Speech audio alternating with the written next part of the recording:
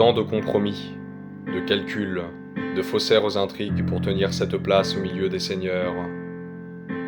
Il porte à son visage comme un masque de pierre, où sont gravées des rides d'orgueil et de douleur. Sous son large manteau à l'étoffe brodée d'or, il cache un corps usé par la course aux honneurs.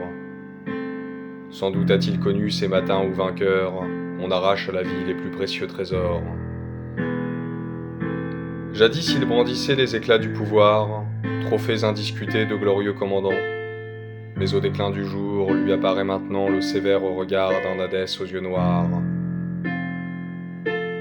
Défile en sa mémoire le cortège des ombres, de ceux qui lui sourirent et dont il écarta d'un geste dédaigneux l'amitié inutile.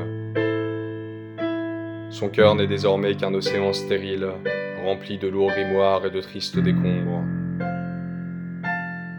Ainsi joignant les mains en sombre majesté, reviennent à sa mémoire les temps d'ambre et d'émeraude, où la tendre Madone, Cedes Sapientiae, berçait l'enfant serein dans son vaste royaume.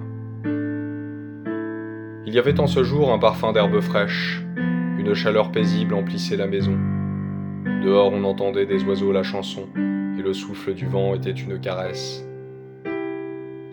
L'immense vêtement au tissu de soie rouge embaumait le benjoin et les hespéridés. Il avait la douceur d'une nuit andalouse, et l'on s'y blottissait comme en un Élysée. Tout près dans les vergers coulait une rivière, de jacinthe et de feu dont l'écho régulier était une romance à son âme enivrée, bercée dans le clapot d'un lumineux sanctuaire. Se préparait en cuisine le simple repas du dimanche, que l'on mangerait bientôt sur une table en bois brut, à la bonne ombre des acacias, dans le calme du soir et la brise agréable. Puis il eut le départ, les études, la carrière, les flatteries puissants pour d'occultes affaires.